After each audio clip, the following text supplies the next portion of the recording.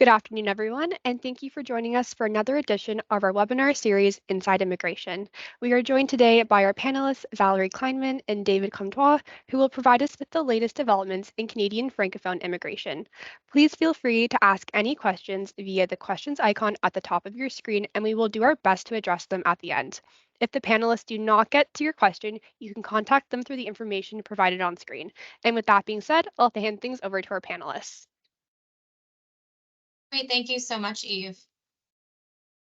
Thank you, Eve. Good afternoon, everyone. It's a pleasure to be with you today to discuss a little bit more about French-speaking options for French-speaking applicants. So without further ado, I'll be starting with the temporary residence options. So work permit options, basically for French-speaking applicants. There are obviously a few options in terms of temporary residence in Canada, but two specifically that may be of interest for individuals that are basing their application on French language. First one being the International Experience Canada, so IEC, as you may be familiar with.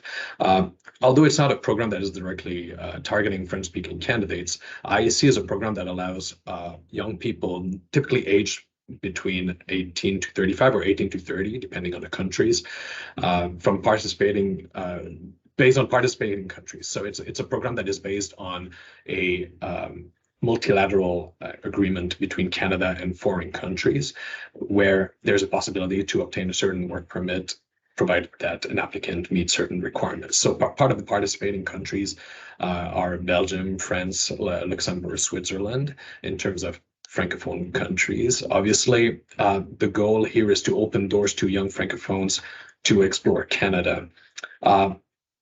Depending on the candidate's country of nationality, there are different streams that are available, but the more commons are the two more common streams are the working holiday work permit, which is an open work permit.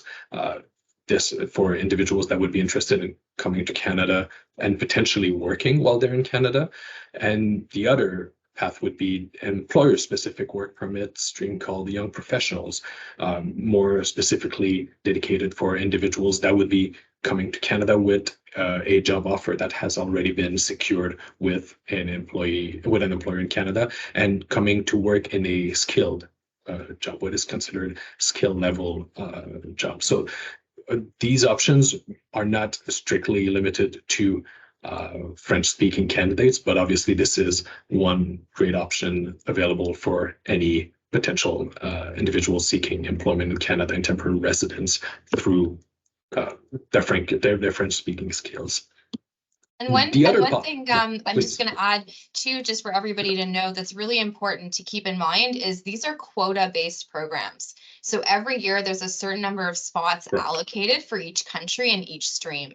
And the spots often run out, and depending on the country and the popularity, sometimes the chances of getting a work permit are really high. It kind of operates like a lottery. There's a pool of applicants, and sometimes it's lower.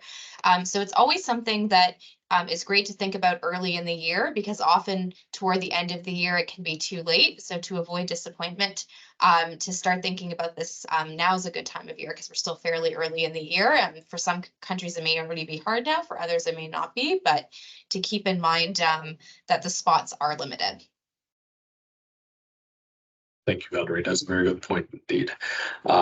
The other option is probably the most well-known option and most famous option in terms of Francophone mobility. It's literally called Francophone Mobility or Mobility Francophone, which is a work permit stream under the International Mobility Program. So a work permit application that is exempted from the labor market impact assessment and exempted from the need to go through advertisement and recruitment.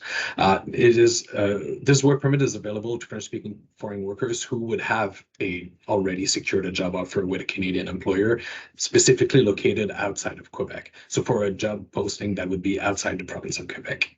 The applicants, the requirements are pretty straightforward. We're talking about not only being located outside of Quebec, but being working in a job that either offer a high skill job, or actually And recently, there's been changes. Actually, I'll put it this way: there's been changes recently to the regulations, and the program is no longer limited to high-skilled job offers. So individuals that would have scored what we call their tier levels in terms of skills in Canada, so 0, 1, 2, 3, which are typically managerial, professional, and technical skills, would obviously still be included in the for all skills job offer that are recognized under the program. But now it is also possible for individuals under tier 4 and tier 5 primary agricultural occupations to nonetheless be part of the application. The big difference being the level of French language proficiency that is required for each type of application. If we're talking about high skilled, it is expected that the level of French be a CLB 5, and so Canadian language benchmark 5. And while for tier 4 and 5, and sorry, I misspoke earlier, the agricultural occupations are excluded, so not included.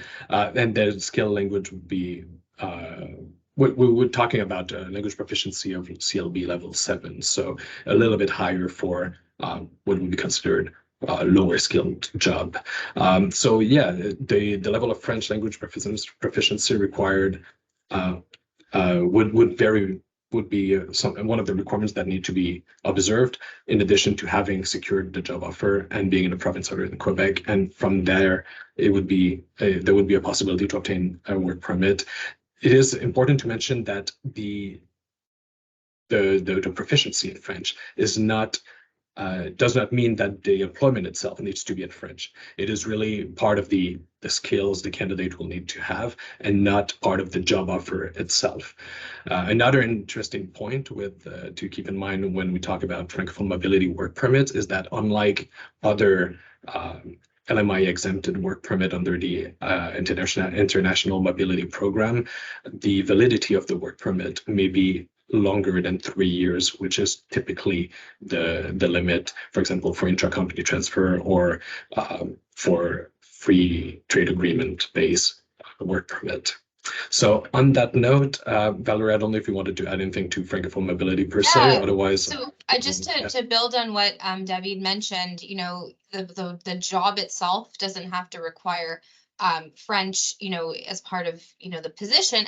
And the reason being, like, this program is part of, you know, a larger strategy for the federal government to basically increase Francophones, like the presence of Francophones in minority communities. So it's not so much about French in the workplace, but having these individuals join communities across Canada outside of Quebec who are French speaking. And that's really what a lot of this, and I'm going to jump into permanent residence now. That's what a lot of this is about. The government has you know, have some priorities, and in fact, in January of this year, came out with a policy on Francophone immigration, and the idea is to help ensure that Francophone minority communities have a future here, that there's a continued, you know, adding of people to those communities, and that's where permanent residence becomes really important, and that's where we see some of these policies and objectives coming into play. So Express Entry, some of you are maybe familiar, but it's a general application management system that is used by the Government of Canada to screen and select potential candidates for permanent residence, and basically eligible candidates, so candidates who meet the requirements of one of 3 programs: Canadian Experience Class, Federal Skilled Worker Program, or Federal Skilled Trades Program, may create a profile. And that once the candidate has created a profile, they're given a score. And that score is used to compare the candidates in the pool against each other. And historically, the government used these scores in order to select candidates for immigration. They perhaps emphasized certain programs at some points, but the idea was the higher the score, the better, and you need a high score, and you're competing against people for scores. At the very end of May last year, 2023, the government announced that it would also start to introduce these category-based selection draws. So now, instead of just these general draws where, anyone in the pool can be considered, there are category-specific draws where only individuals in certain categories may be considered. And there are 6 different categories. 5 of them are based on occupation. So there's, a health care worker category, a STEM worker category. But one really important category that the government has been using is a French language proficiency category. And this would be for people who are in the pool, who qualify under one of the 3 streams that we mentioned, but they also have achieved a base score of 7 in each of the 4 language competencies, so speaking, listening, reading, writing, on the Canadian language benchmark. And again, the idea with this, because express entry is used for provinces outside of Quebec, is to increase Francophone immigration outside of Quebec. And it's been really widely used by the government since its introduction. We actually published a blog on Francophone immigration earlier this week, and at the time we said there have been 8 draws, and that has changed. Yesterday there was a 9th draw, so since its inception. So there have been many draws for Francophone speaking people. And some of these draws, I mean, the numbers of people are really significant that they're selecting. So for example, there was a pretty significant draw that took place recently where they selected 7,000 people. And what this means is because they're selecting such a large number of people, the score cutoffs tend to be lower. So we have, we've had a draw where the cutoff was 336. The draw yesterday, the cutoff was 388. And this is quite different from the other general draws we're seeing. For example, we had a general draw earlier this week and the cutoff was 524. I mean, we've had draws for IT workers, STEM workers, they've been in the 480s, and healthcare workers have been really in the 400s. There have been some lower ones in some of the other categories, but because of the large number of invitations being issued to French-speaking people, it has allowed for the scores to be lower. So it's really, I would say this is the time for people who are French speaking, if they're interested in Canada, to seriously consider starting off this process, because right now this is definitely a key priority of the government, and there's a lot of opportunity for French speaking people to immigrate. Now, within express entry, there also is another option for individuals who have an intention to reside in Ontario. So Ontario has 2 programs, a human capital priority stream and a French-speaking skilled worker stream, where they're able to go into the pool, and if candidates meet certain criteria, they're able to invite them to their program. They then apply. If they receive a nomination certificate, they get 600 points added to their profile, which puts them at the top of the pool. So there is a program for French-speaking skilled workers. Candidates have to meet certain basic criteria, like having a minimum of a bachelor degree, having work experience that's high skilled. They also must have both French and English language proficiency, so at least a 7 in each category in French and at least a 6 in each category in English. And the province periodically picks people. They issue these notifications of interest. So far for 2024, we've had 1 notification of interest draw for French-speaking people. And what they do is they typically pick a range of scores within the express entry pool, so that they're picking, and sometimes they may pick certain occupations as well.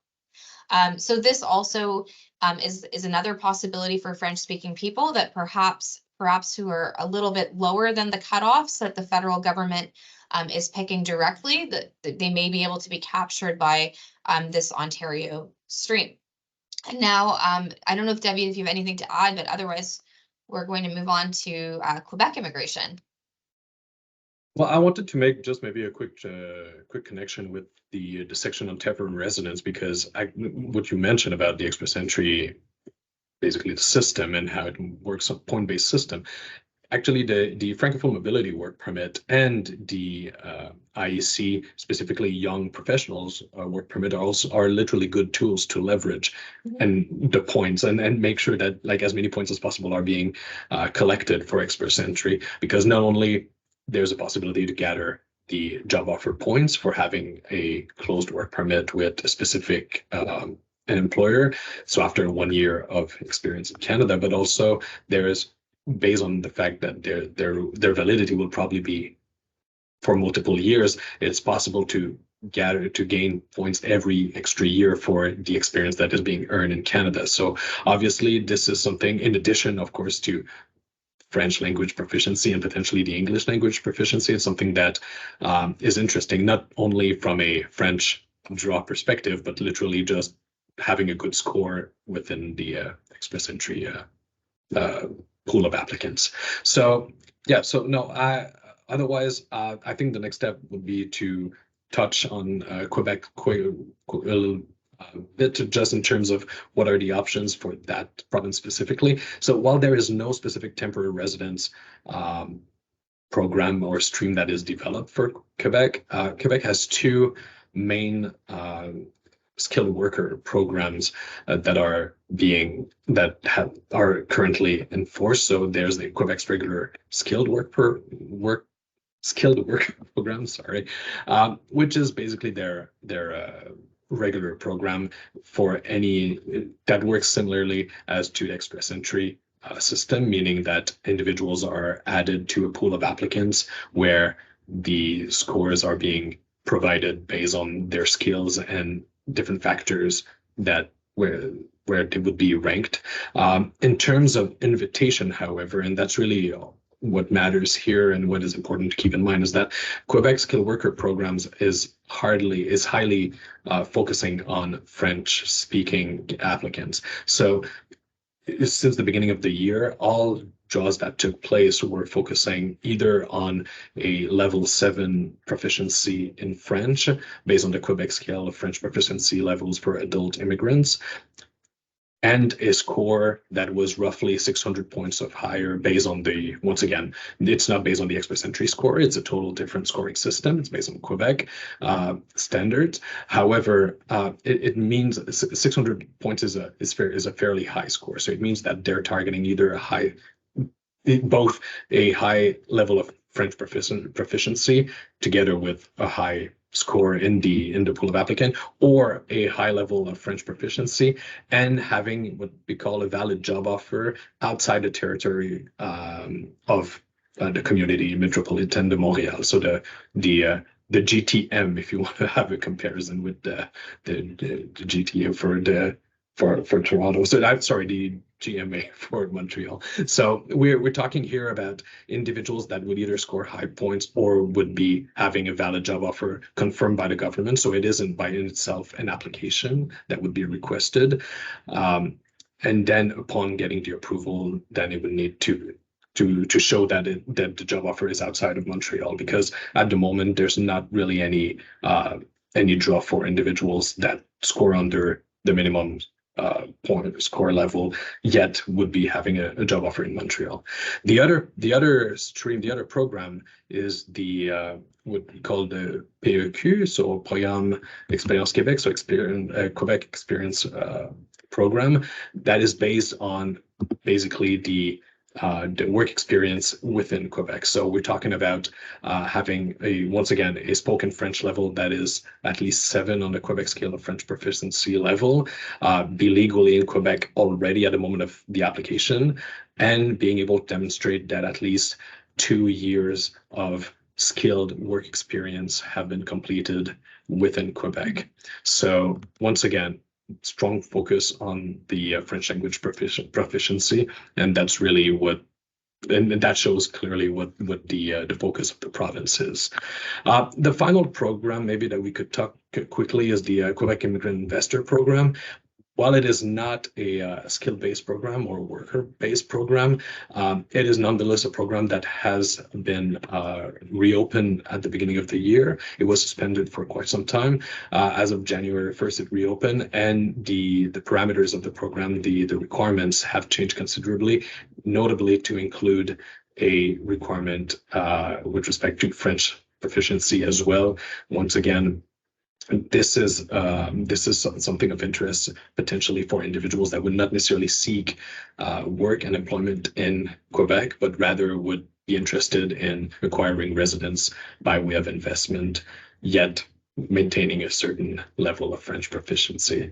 So that would be a brief overview of Quebec's PR program.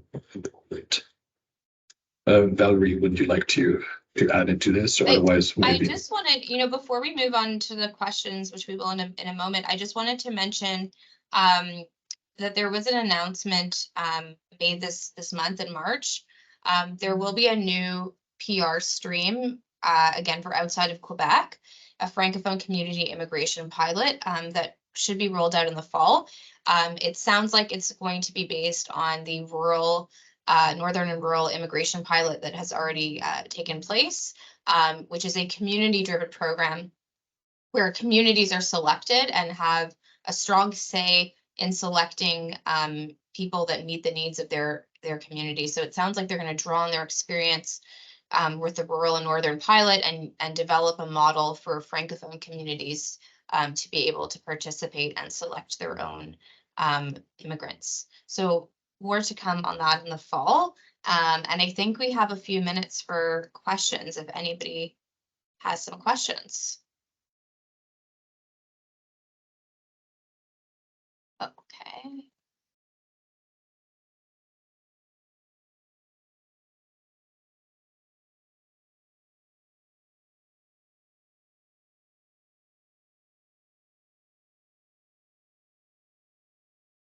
So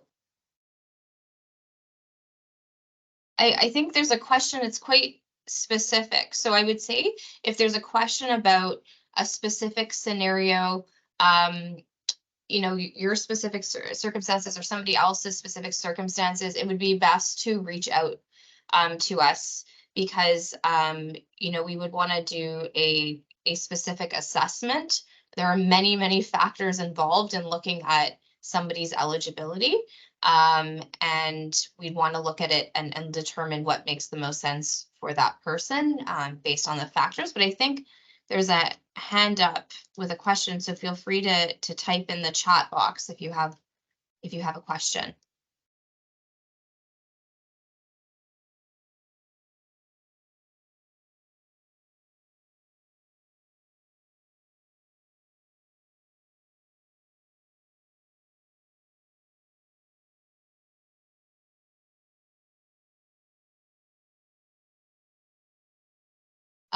There's a question about job search methods. So because we focus on the immigration aspect, we're not involved in terms of job search because that's more of an employment thing. But I do see often actually the government of Canada posting about different events abroad even to promote and connecting employers with potential candidates.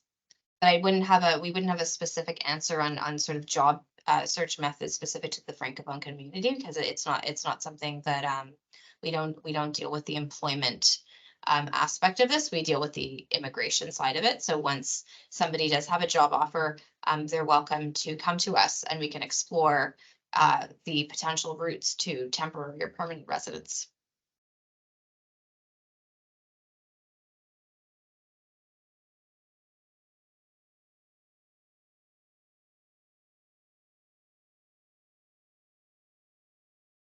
I think, in general, some questions just about what's important in terms of points in express entry. So one of the things that is important that unfortunately we can't do anything about is age. So age plays a really big role in somebody's score. Effectively, once somebody turns 30, they start to lose points with every birthday for their age. And then once they turn 45, there's no more points available for age. So certainly being young is quite helpful. Language proficiency is very important. Level of education is very important. These are areas where there are a lot of points available. So, the higher the level of education, and as long as it's equivalent to a Canadian degree, that can be very important in terms of the points. There are certainly other factors like work experience, Canadian work experience, job offer, but age and language and education are really big factors. But as we mentioned, or maybe I didn't mention, but there are also points. So there are points for, your first between English and French, you can select a first language and a second language. So if you speak both, there's opportunities for points for both. And there's sort of a bilingualism bonus, if you will, for people who speak, French quite well. So there are some options there in terms of points. If you are bilingual, this is a huge asset. And there's other, there are other points. There's points, for people who have Canadian diplomas, points for people with siblings who are Canadian citizens and permanent residents who live in Canada. There are a variety of factors, which is why it's a really individualized approach when we're looking at, does somebody qualify to get into the pool, and then once they're in the pool, what is their score like, and are they competitive? It will be very different for each person, and it could depend on themselves and their spouse, because people are a family unit, so they're with their spouse. So it would be really a very individualized approach. I think that's all the time we have right now. Yeah, thank you, Valerie. Yeah, I was just going to say that unfortunately we're going to have to close the question and answer period right now. But thank you so much for all the great questions, because that's all the time we have for our webinar today. And I'd like to thank everyone for attending today's webinar, and a big special thanks to Valerie and David for sharing their expert knowledge with us. If you'd like to discuss today's topic in more detail, or if you have any questions that we didn't have a chance to get around to, please reach out to book a consultation. Details can be found on the screen right now. I also encourage all of you to sign up for our e-alerts and to follow us on social media to keep up to date on the latest developments inside Canadian immigration. Thank you all so much for attending, and I hope everyone enjoys the rest of their day. Take care.